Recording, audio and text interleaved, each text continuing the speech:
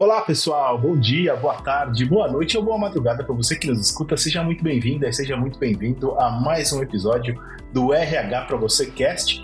Este é o nosso último episódio da temporada 2023, digamos assim, e a gente escolheu um tema propício, obviamente, para a gente falar de tendências para 2024, para a gente já ir para as festas de fim de ano, se preparando, digamos assim, para o ciclo 2024, o novo ciclo que se apresenta para a gente. Mas deixa eu deixar um recadinho antes da gente entrar no nosso tema e eu apresentar o nosso convidado de hoje. Deixa eu só deixar o recado para você seguir o RH para você nas redes sociais. Fica esse convite de fato, porque a gente está no Instagram, até no Facebook, tem canal no YouTube e no LinkedIn você vai encontrar outros 130 mil profissionais de recursos humanos trocando ideias e insights por lá, tanto na company page do RH para você, quanto no grupo de discussão, somando, tanto o company page quanto o grupo, você vai encontrar mais de 130 mil profissionais de recursos humanos ali para você se conectar e poder fazer parte dessa verdadeira comunidade que o RH para você está construindo pouco a pouco. Fica aqui o convite. Se você quiser também, a gente pode se conectar por lá. Daniel Consani, é só me procurar por lá, que eu vou ficar super feliz de estar em contato contigo. Gosto muito, na verdade, quando os ouvintes do podcast me adicionam por lá, porque a gente fica em contato, tá bem? Episódio de hoje, como eu falei, a gente vai falar sobre as grandes tendências de RH para 2024 e quem vai ajudar a gente a desbravar, digamos assim, esse tema é um xará meu, Daniel Spolaor. Ele é CEO da Coru e eu agradeço imensamente por você ter aceitado o convite para participar desse episódio, Daniel. Legal, Daniel. Obrigado pelo convite. Prazerzaço falar sobre tendência. Acho que a gente precisa se preparar para o ano que vem, né? Então, aquecido para a conversa aqui. Vamos lá.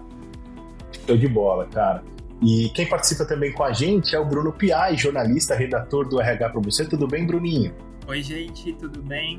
Daniel, o nosso podcast de tendências para 2023, que subiu em dezembro de 2022, é o nosso episódio mais assistido até hoje do RH para você Cast. Então, esse é o tamanho da responsabilidade. A gente trouxe você aqui para superar a marca. Vamos lá, hein? Não, legal. Eu entendi a resposta, mas estou entendendo que vocês têm mais seguidores de lá para cá também, então eu vou ter uma ajudinha, né? É verdade.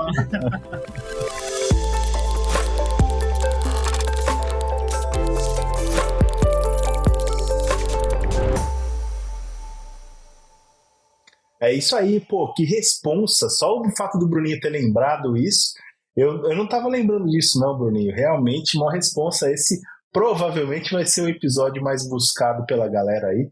Então, espero que a gente atenda as expectativas. E para isso, quero começar a nossa conversa, Daniel. Antes da gente falar de tendência para 24, a gente podia fazer meio que um balanço 23, assim, né? Então eu queria te perguntar um pouco para a gente começar a montar esse cenário, esse contexto, fazer esse mosaico do que a gente pode esperar para 24, entender em que ponto a gente está. E aí queria te convidar um pouquinho para você falar o atual estado das coisas em recursos humanos em dezembro de 23. Não, legal, bacana. É engraçado porque 23 é um ano que eu dividiria em 2 anos, na verdade. Assim, quando eu olho o primeiro semestre versus o segundo semestre, eu vejo muita diferença em relação ao comportamento das empresas, das organizações, dos RHs, né? Se eu fosse recortar, assim, o primeiro semestre eu acho que foi um semestre de muita dúvida, né? Então, poxa, o que eu percebi, né? Eu acho que todo mundo percebeu. Primeira coisa, alguma instabilidade com relação ao que ia acontecer com a economia, com a política, com os empregos, uma série de coisas, muita mudança no país, e um atraso dos orçamentos, dos planejamentos, né? Aquilo que a gente começa a ver assim, acontecendo no final do ano e começando o ano quente para executar, eu não vi acontecendo. Né? Os RHs que a gente tem interlocução aqui pela Coru, por exemplo, a gente fala com mais ou menos 700 decisores de RH, assim, numa base quase que semanal. Todo mundo esperando, né? Então, e aí ainda algum movimento de desligamentos em massa, algum movimento de não começar as coisas, de esperar para ver o que ia acontecer.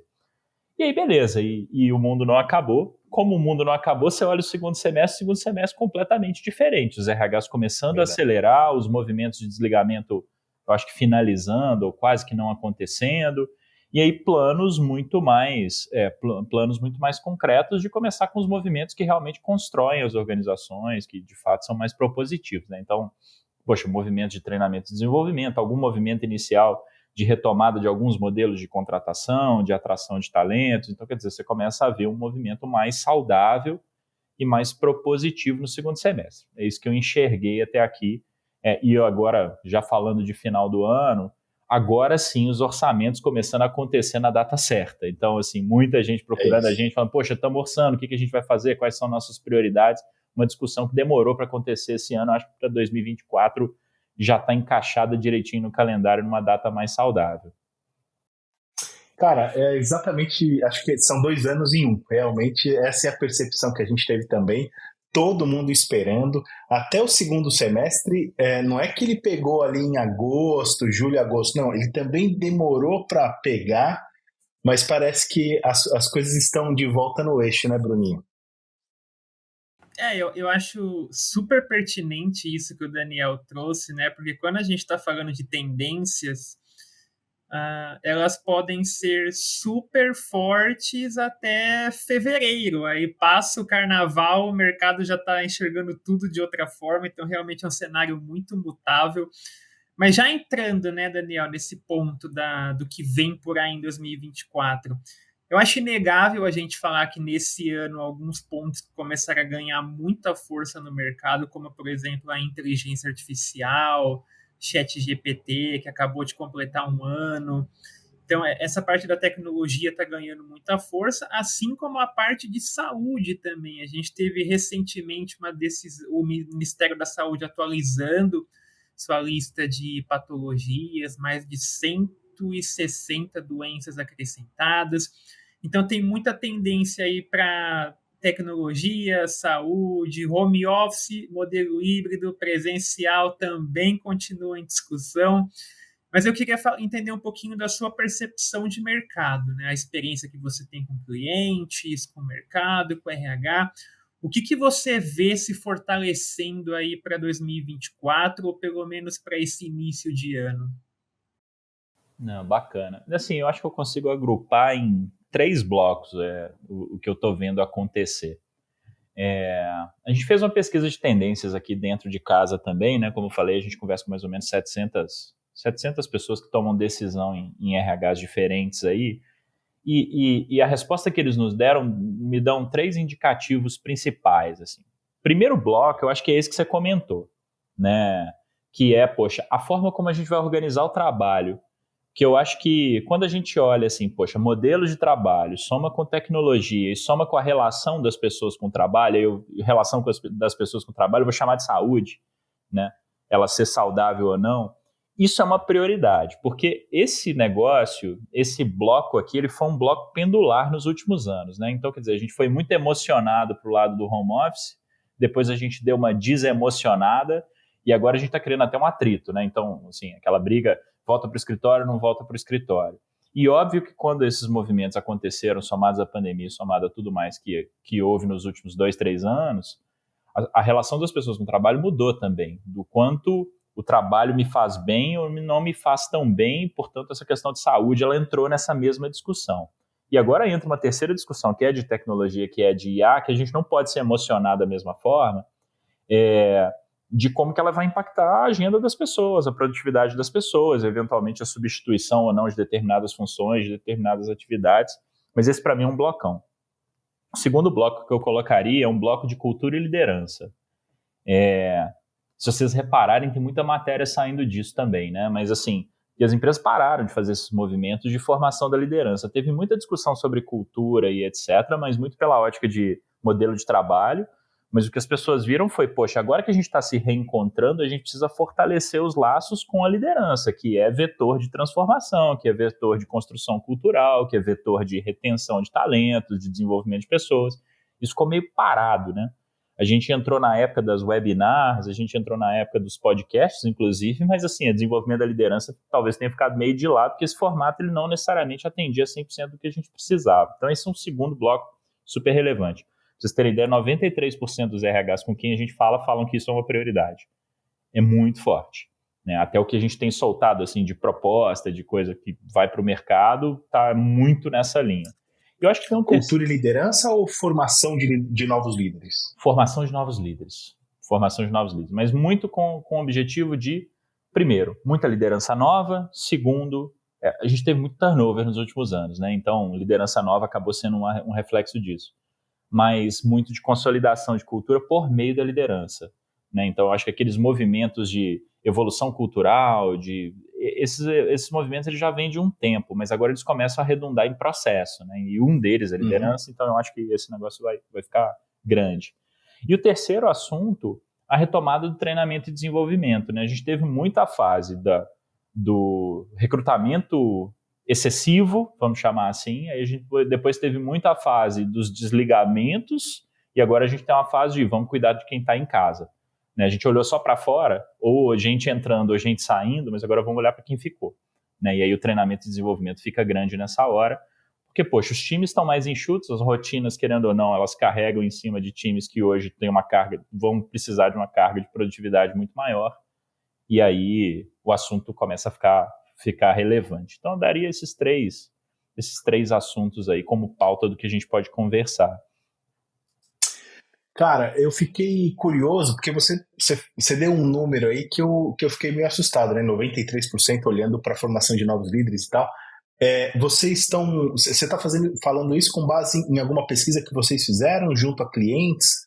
E aí conta mais sobre essa pesquisa, porque a gente fica legal. sedento por saber mais sobre essas tendências a partir de dados, né? Esses são levantamentos internos da Coru, né? Então, assim, basicamente o nosso interlocutor no mercado são os RHs, né? Então, hoje a gente se divide, a gente fala com 3 grupos de RHs, a gente fala com decisores, gerentes, especialistas de diferentes áreas, a gente fala com especialistas e líderes de diversidade e inclusão. A gente tem uma outra comunidade bem grande aqui e a gente tem uma comunidade grande de CHROs e a gente se encontra de tempos em tempos para debater. E quando a gente soma esses 3 grupos e a gente faz os nossos levantamentos internos, o levantamento interno com essas 700 pessoas foi de que 93% delas priorizavam o desenvolvimento da liderança para o ano que vem. Então, esse foi o nosso levantamento. Quando a gente faz o levantamento com áreas de negócio dessas mesmas empresas onde essas mesmas pessoas estão, 70% das áreas de negócio falam que precisam de hard skills, evolução de hard skills. Quando a gente conversa com os RHs falam das soft skills. Essas duas coisas somadas me dão um indício de que treinamento e desenvolvimento é um assunto. Tá? Tudo bem, é um assunto, mas o RH talvez vá fazer um recorte grande para o lado da liderança, mas eu acho que as áreas de negócio também vão pressionar por desenvolvimento.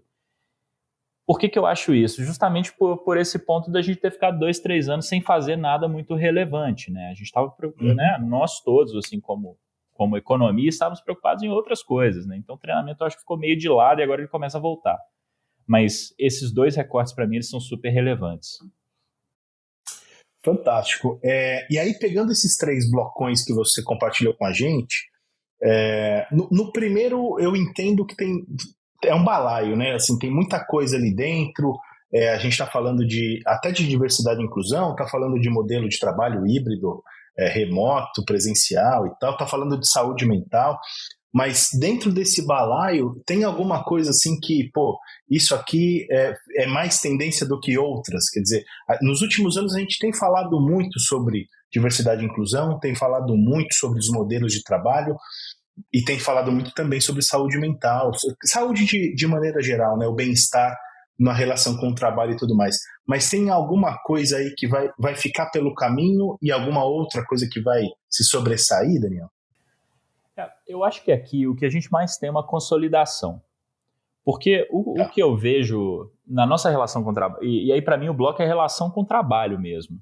Porque você veio de vários movimentos que, somados, criaram meio que uma salada nesse assunto, né? Então, você imagina o seguinte, poxa, quando a gente foi inteiro para o remoto, depois a gente resolveu voltar, né? Essa é uma. Poxa, eu acho que boa parte das empresas foram all-in em diversidade e inclusão, ou seja, apostaram muitas fichas e em algum momento elas deram uma brecada e falaram, não, peraí, deixa eu entender como é que esse negócio para de pé, o que diversidade e inclusão quer dizer para mim ou não. De novo, movimento pendular. Quando a gente fala de modelo de trabalho somado à diversidade e inclusão, a gente está falando de incluir pessoas que passam a ter mais acesso ao ambiente de trabalho, às empresas que estão centralizadas em algum lugar do que tinham antes. Então, quer dizer, a hora que você vai e volta com esse movimento, você gera acesso, depois você tira acesso, né? Então é outra coisa meio doida a respeito disso. Então, assim, no fundo, o que eu estou entendendo que está acontecendo é uma consolidação da maneira como a gente acredita que deveria trabalhar. Porque a gente experimentou um extremo antes da pandemia, a gente experimentou outro extremo e agora a gente está caminhando para o meio, né? Então, você vê, tem levantamentos que mostram, né? Só 8% das pessoas no Brasil trabalham em modelo remoto. Só 8%. Algum tipo de trabalho remoto, híbrido ou remoto total. Remoto total são 2,5% da população só que está trabalhando. Então, assim, por mais que a gente trate isso como uma tendência super forte, essa é uma tendência meio Faria Lima, né? Então, quer dizer, quem são as pontas... E aí, o que a gente tem que pensar é o seguinte, poxa, como é que de fato a gente inclui as pessoas no ambiente de trabalho de um jeito diferente, né? Como é que eu articulo tecnologia, como é que eu falo de diversidade e de inclusão, e eu começo a ver um modelo que funciona melhor para todo mundo, né? Porque, cara, a operação continuou, a logística continuou, então tem uma série de coisas, assim, quando a gente fala de mundo do trabalho, que eu acho que elas passam muito mais por você incluir o grande número do que você discutir, talvez, aquilo que foi a realidade de algumas pessoas durante algum tempo, sabe?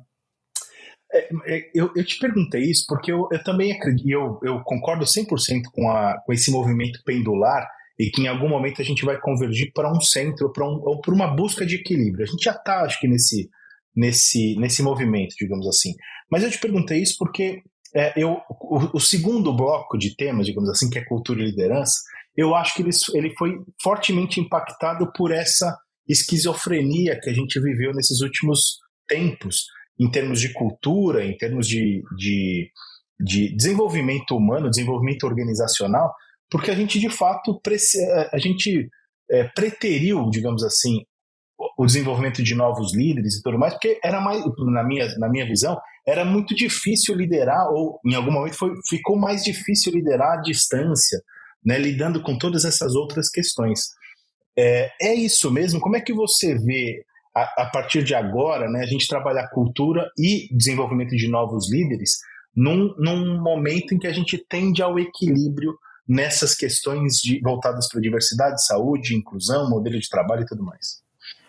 Eu acho que, assim, desenvolvimento de liderança é um negócio estrutural, né? Então, não é só dar treinamento, mas é muito sobre a forma como a gente convive, né? E a cultura, ela tá na interação das pessoas mesmo. Então, eu acho que agora que a gente se voltou para a forma como a gente convive, então, poxa, quem está remoto, como é que eu reaproximo? Quem estava presencial, como é que eu deixo essas pessoas mais perto dos corporativos que estavam mais longe, né? Então, as pessoas estão se reaproximando, né? Você tem uma série de eventos que estão voltando a acontecer, você tem uma série de treinamentos que estão voltando a acontecer.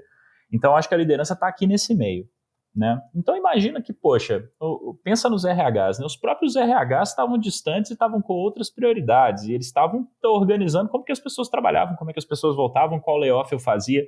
Liderança não estava na pauta. Só que você começa a ter os efeitos disso não estar na pauta, né? Você começa a ter as pessoas sinalizando que elas não recebem feedback, você começa a ter as pessoas sinalizando de que sentem falta de desenvolvimento e de atenção por parte dos líderes. Você começa a ter um turnover que já não está tão controlado mais. Tudo bem, no momento em que eu estou tendo desligamento em massa, o turnover ele dá uma acalmada. Mas depois que isso acaba e o desemprego começa a cair, quer dizer, a gente está experimentando patamares que há muitos anos a gente não via em termos de desemprego no Brasil, né, patamares baixos, o turnover começa a voltar. A liderança começa a ter um papel muito relevante.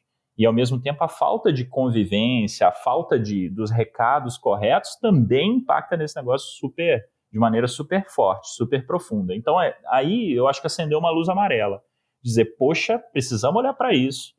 Vamos cuidar dos nossos líderes, porque se a gente cuidar dos nossos líderes de maneira estrutural, a gente acaba cuidando de todo mundo, né? Não adianta a gente bater no peito e falar, poxa, de maneira corporativa eu vou olhar para todo mundo. É difícil, você precisa dividir um pouquinho do fardo, né? Então, acho que foi essa luz amarela que começou a acender para as pessoas e as pessoas se ligaram de que, poxa, precisamos voltar a fazer alguma coisa, né? Boa. Bruninho, fica à vontade para perguntar mais alguma coisa para o Daniel.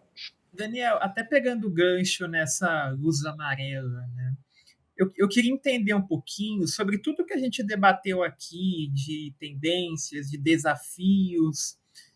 Como que vocês lidam com isso internamente? Porque a Coru, ela é uma empresa que tem todo um papel educacional, é uma empresa voltada ao desenvolvimento de pessoas, e que vocês fazem também um trabalho nas empresas e tem formações para recrutamento e seleção, para soft skills, reskilling e upskilling.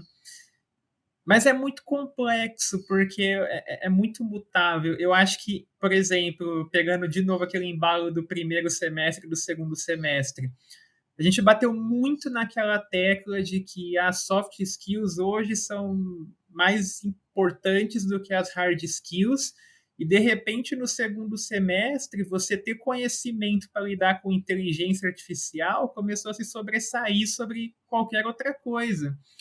Então eu queria que você falasse um pouquinho como que vocês se preparam, como que vocês fazem essa transição de um ano para o outro, o quanto que isso é desafiador para vocês que têm esse papel de educar, de treinar, de desenvolver pessoas. Acho que você pegou no ponto que era meu maior medo quando eu saí do mundo corporativo para abrir a Coru junto com as minhas sócias, né? Engraçado porque eu fiquei quase 20 anos no RH de empresas grandes e, poxa, aí chegou uma hora que antes eu recebia conteúdo de quem fornecia para mim, né? E aí eu começo a ter que oferecer o negócio para o outro lado. Então eu falei um pouco dos levantamentos que a gente faz aqui. Então a gente tem... O nosso trabalho é um trabalho de escuta, né? Então a gente tem interlocução com muita gente, como eu falei, e isso ajuda, e a gente tem um processo para isso, isso ajuda a abastecer a gente de tendências, de percepções. Mas tem um outro lado, que é um lado acadêmico da história, né? A nossa tese original era de que, poxa, academia e mundo corporativo hoje não se falam bem no Brasil, né? Então a gente fala que tem um muro entre esses dois mundos aqui. Os dois mundos têm alguns pontos de razão sobre como que o outro se comporta, não necessariamente se sentem bem atendidos um pelo um ou outro. E a gente queria abrir um portãozinho nesse muro. E aí a gente tem um lado acadêmico nosso, então a gente tem todo um time de produto voltado para o mercado e voltado para tendências, enquanto eu tenho um time de relacionamento que fica levantando dados sobre para onde as organizações vão. A conclusão mais óbvia que a gente chegou até hoje, agora a Coru está chegando a 1 ano e meio de operação, né, é que esse negócio, esse desbalanço entre hard e soft skill, ele não faz muito sentido, né, pelo próprio dado que eu dei no início. Então, assim, os líderes de negócio estão falando que, poxa, eu preciso de hard skill. Os RHs estão falando assim, eu preciso de soft skill. A única conclusão que eu consigo chegar com isso aqui é que a gente precisa dos dois e as pessoas precisam se falar melhor. E a gente está num mundo em que a gente precisa ter, sim, amplitude, a gente precisa saber transitar, e eu acho que soft skill é para isso, mas profundidade é fundamental. Não tem como você lidar com uma tecnologia como inteligência artificial e não ser profundo, senão você não vai conseguir dialogar com ela, né? Assim, a superficialidade e o generalismo, eles não têm muito mais lugar no nosso mundo, né? Óbvio que você tem hora que vai exercitar mais uma soft skill, porque você é um momento de carreira, você lidera um time grande, etc. E talvez os seus especialistas é que vão te ajudar, mas profundidade é importante demais. E competitividade e produtividade, que são dois assuntos que estão muito em voga, né? Então, quer dizer, a gente está com o mercado super saturado para tudo que é assunto. Até porque vem uma enxurrada de startups e começa a mexer no mercado de um jeito diferente. Mesmo que elas não tenham muito market share, elas provocam os modelos. Ou seja, profundidade. Ao mesmo tempo que a gente está com uma discussão de produtividade, de redução de quadro e etc., que exige conhecimento técnico, que exige mais amplitude de atuação das pessoas, porque as funções e as áreas começam a se consolidar e assumir um escopo maior. Então, assim, não tem essa dicotomia, mas a gente se organizou para ouvir os dois lados. As áreas de negócio, assim como os RHs, e a gente tem um time pedagógico e acadêmico que fica pesquisando, que fica procurando tendência. Toda a nossa área de desenvolvimento pedagógico, ela for voltada para mercado. Ela não é voltada para aspectos internos do conteúdo que a gente já tinha, né? Então, acho que é um pouco da arquitetura aqui dentro. Eu concordo contigo, porque assim, essa é uma dicotomia meio falsa, né? Ela não existe, assim, não existe essa de... se a gente ficar pensando, né, que preciso trabalhar soft skills e hard skills está tudo bem, não tá, né?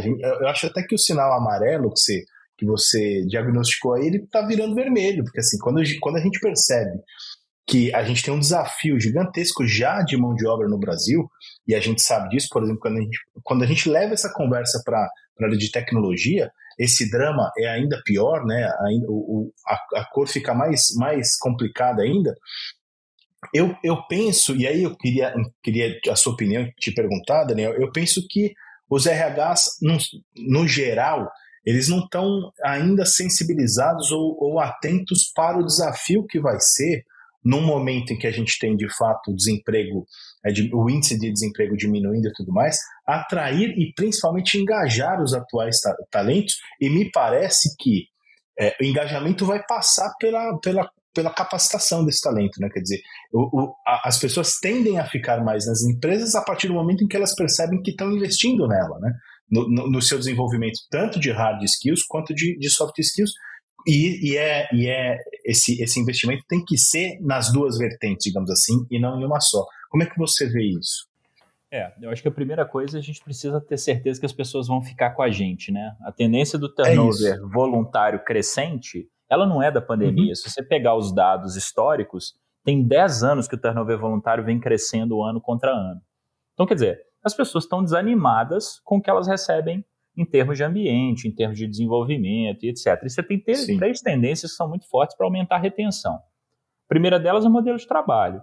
A segunda são desafios e mobilidade interna. Ou seja, a gente tem que oferecer oportunidade para as pessoas dentro de casa, senão elas vão procurar essas oportunidades em outros lugares.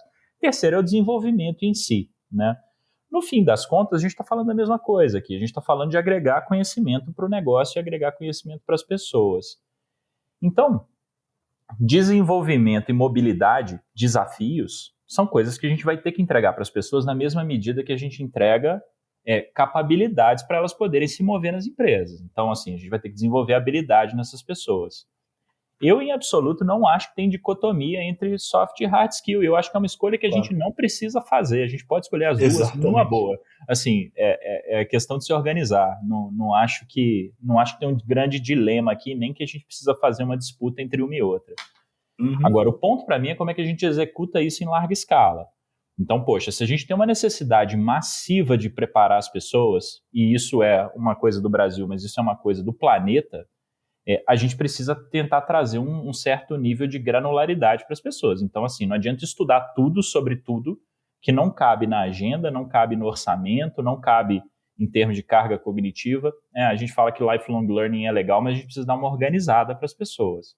E aí eu acho que vem toda a gestão de habilidades e etc. Poxa, eu acho que é papel dos RHs dizer para as pessoas e dizer para as organizações e fazer essa curadoria de quais são as habilidades que cada uma tem que desenvolver.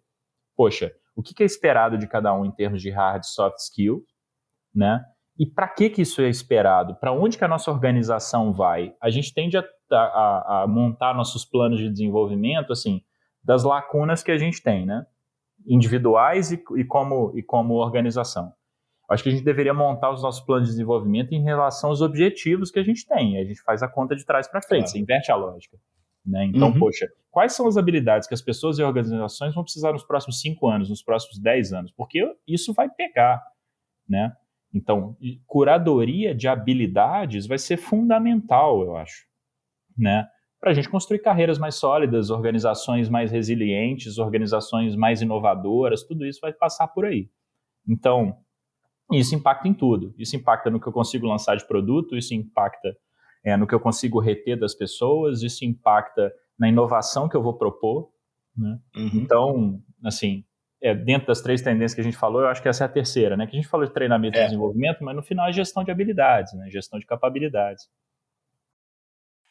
Fantástico, conversa boa, viu? Daniel, obrigado, cara. Obrigado por ter aceitado participar do nosso podcast, por ter compartilhado um pouquinho do seu conhecimento e das suas visões para 2024 com a gente. Desejo muito sucesso para você e para a Coru. Legal, muito obrigado. Poderia ficar aqui mais uma semana conversando. Fácil. Mas é isso, assim, o ano vai ser quente. Eu acho que vai ser quente, mas eu acho que vai ser mais legal, menos sofrimento. Fantástico. Bruninho, obrigado também por ter participado hoje, cara. Valeu, gente. Daniel, prazer, parabéns pelo trabalho de vocês. E, se bater a meta que eu coloquei no começo do episódio, volta no que vem, viu? Vira fixo pro episódio de tendências. Muito bom, muito legal, tomara. Muito legal mesmo aí tudo que você trouxe, essas tendências, principalmente os objetivos, as missões aí do RH, da liderança para o ano que vem. Super relevante a gente poder ter entrado em todos esses pontos. Então, fico muito feliz de ter contado contigo nesse episódio. Legal, eu que agradeço, foi um prazer.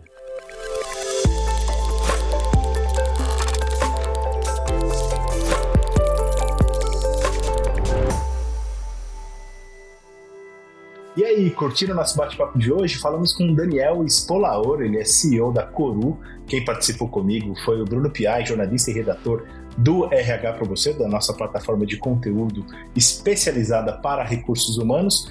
E a gente falou sobre tendências de RH para 2024. Acho que, em grande medida, o Daniel ajudou a gente a dar o caminho das pedras aí para os pontos de atenção para a gente ter um 2024 de muito sucesso. Por isso, inclusive, eu aproveito para já desejar um bom final de ano para você que está nos ouvindo e um 2024 incrível para todos nós. Só para, antes de finalizar, deixo aqui o recado para você se inscrever ou assinar o feed do nosso podcast, do RH para você Cast, aí no tocador de sua preferência. Você pode estar ouvindo a gente pelo Spotify, provavelmente pelo Spotify, mas também pode estar ouvindo a gente pelo Deezer, o Google Podcasts, o Apple Podcasts, o SoundCloud, o YouTube, não importa. Onde quer que você esteja ouvindo, fica a dica para você se inscrever ou assinar o feed do podcast. Assim, sempre que tiver episódio novo publicado, a gente vai aparecer na página inicial do player.